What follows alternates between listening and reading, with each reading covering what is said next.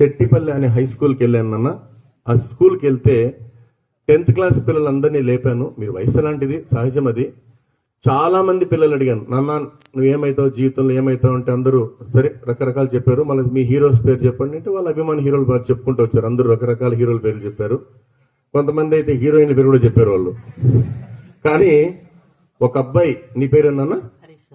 హరీష్ లాగా అక్కడ మున్రత్నం అనే ఒక స్టూడెంట్ గుడిపల్లి మండలం సెట్టిపల్లి జెడ్పీ హై స్కూల్లో, అతనికి ఆల్రెడీ 102 ఫీవర్ ఉంది. లేచి నిలబడ్డాడు.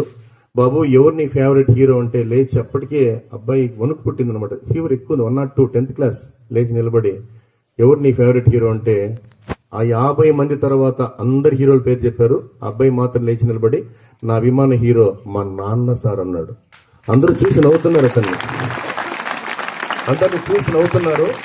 కానీ అబ్బాయి ఎందుకు బాబు నువ్వు అభిమాన హీరో నాన్న అంటున్నావు అంటే, సార్ వాళ్ళు సినిమాలు తీస్తారు, డబ్బు కోసం నటిస్తారు, కానీ నా తండ్రి నాకు జీవితాన్ని ఇచ్చాడు అన్నాడు అనమాట. నా తండ్రి నాకు జీవితాన్ని ఇచ్చాడు.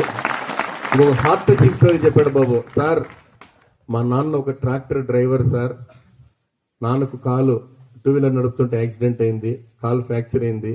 2 నెలలు డాక్టర్ రెస్ట్ తీసుకోమన్నారు సార్. కానీ మా ఇల్లు గడవడానికి కష్టమని చెప్పి ఒకవైపు చీమొస్తున్నా నెత్తురుస్తున్నా అలాగే కట్టుకొని రోజు డ్రెస్సింగ్ చేసుకొని ఒక్క పూట కూడా మమ్మల్ని పస్తు లేకుండా మా కుటుంబాన్ని పోషించిన మా దేవుడు సార్ మా నాన్నన్నాడు. అబ్బా బంగారు బిడ్డ నన్ను.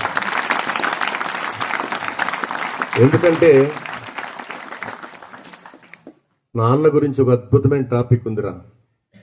నాన్న గురించి మామూలుగా చెప్పాలంటే, రంగులు పులుముకుని వెండి తెర మీద వెలిగే హీరోలు ఎందరో, కానీ బిడ్డల ఉన్నతి కోసం వారి గుండె తెర మీద వెలిగే హీరో ఒక్కడే, అతడే నాన్న. అతడే నాన్న. నిన్ను ఆకాశం వైపు ఎగరవేస్తాడు నాన్న. ఎందుకంటే నిన్ను ఆకాశం అంత ఎత్తులో నిలపాలని.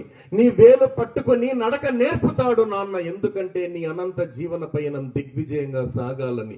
కూతురు పెళ్లి కోసం, కొడుకు చదువు కోసం మట్టి తల్లికి సలాం చేసే మహనీయుడు రా నాన్న అంటే అన్నారు. ఒక్కసారి ఈ ఇంటర్ స్థాయిలో మళ్ళా చెప్తున్నా, నీ తండ్రి విలువ తెలియాలంటే నువ్వు తండ్రి అయితే తప్ప తెలుసుకోలేవు. కాబట్టి వాళ్ళు భూమి మీద ఉన్నంత వరకు వాళ్ళని కంటికి రెపలా కాపాడుకుంటామని ఆత్మవిశ్వాసం, ఆ తండ్రి కష్టం మీకు గుర్తొస్తే ఒక్కసారి మీ నాన్నగారికి మనస్ఫూర్తిగా అభినందన ఇవ్వాలని మనస్ఫూర్తిగా కోరుకుంటున్నా బంగారు. Thank you.